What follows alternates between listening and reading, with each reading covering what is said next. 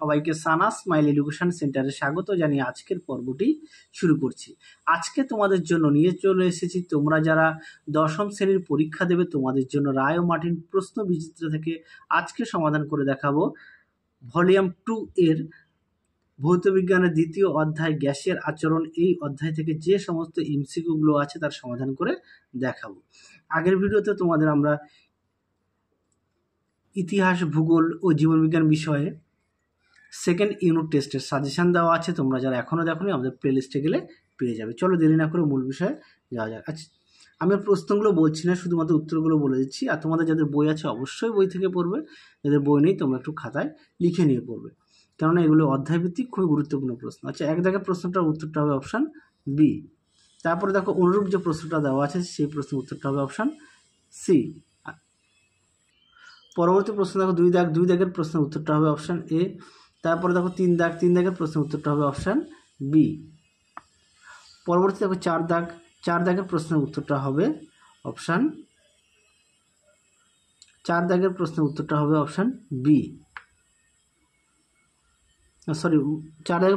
হবে option C. হ্যাঁ, C দাগ হবে উত্তরটা, বি দাগ হবে না।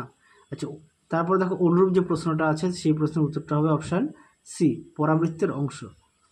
পাঁচ দাগের প্রশ্নের উত্তরটা হবে অপশান বি। পরবর্তী দেখো ছয় দাগের প্রশ্নের উত্তরটা হবে অপশান এ, দ্বিগুণ হবে। পরবর্তী প্রশ্ন দেখো সাত দাগের প্রশ্নের উত্তরটা হবে অপশান ডি। পরবর্তী দেখো আট দাগের প্রশ্নের উত্তরটা হবে অপশান এ। নয় দাগের প্রশ্নের উত্তরটা হবে অপশান ডি। তারপরে দেখো দশ দাগের প্রশ্নের উত্তরটা হবে অপশান এ। তারপরে দেখো 11 দাগের প্রশ্নের উত্তরটা হবে অপশান এ। পরবর্তী দেখো 12 দাগের প্রশ্নের উত্তরটা হবে অপশান বি। তারপরে দেখো অনুরূপ প্রশ্নের উত্তরটা হবে অপশান সি। তারপর দেখো 13 দাগের প্রশ্নের উত্তরটা হবে অপশান বি। অনুরূপ প্রশ্নটা দেখে নাও, আমি তো উত্তরটা তোমাদের দেখিয়ে দিচ্ছি, অপশান এ। 14 দাগের প্রশ্নের উত্তরটা হবে অপশান সি। তারপর দেখো 15 দাগের প্রশ্নের উত্তরটা হবে অপশান ডি। তারপর দেখো 16 দাগের প্রশ্নের উত্তরটা হবে অপশান এ। তারপরে দেখো 17 দাগের প্রশ্নের উত্তরটা হবে অপশান ডি। তারপরে দেখো অনুরূপ প্রশ্ন হবে উত্তর অপশান ডি। 18 দাগের প্রশ্নের উত্তরটা হবে অপশান এ। তারপরে দেখো 19 দাগের প্রশ্নের উত্তরটা হবে অপশান বি। তারপরে দেখো 20 দাগের প্রশ্নের উত্তরটা হবে অপশান ডি। পরবর্তী দেখো 21 দাগের প্রশ্নের উত্তরটা হবে অপশান বি। 22 দাগের প্রশ্নের উত্তরটা হবে অপশান সি। 23 দাগের প্রশ্নের উত্তরটা হবে অপশান সি, ক্যালভিন স্কেল। 24 দাগের প্রশ্নের উত্তরটা হবে অপশান ডি। 25 দাগের প্রশ্নের উত্তরটা হবে অপশান বি। 26 দাগের প্রশ্নের উত্তরটা হবে অপশান এ। তারপরে দেখো 27 দাগের প্রশ্নের উত্তরটা হবে অপশান বি, মূল বিন্দুগামী। পরবর্তী প্রশ্ন দেখো 28 দাগের প্রশ্নের উত্তরটা হবে অপশান বি। তারপরে দেখো 29 দাগের প্রশ্নের উত্তরটা হবে অপশান বি। 30 দাগের প্রশ্নের উত্তরটা হবে অপশান বি। তারপরে দেখো 31 দাগের প্রশ্নের উত্তরটা হবে অপশান সি। তারপরে দেখো 32 দাগের প্রশ্নের উত্তরটা হবে অপশান বি। তারপরে দেখো 33 দাগের প্রশ্নের উত্তরটা হবে অপশান ডি।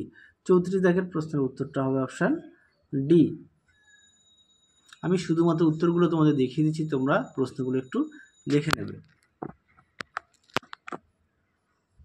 পরবর্তী দেখো 35 দাগের প্রশ্নের উত্তরটা হবে অপশান এ। 36 দাগের প্রশ্নের উত্তরটা হবে অপশান বি, চার্লসের সূত্র থেকে।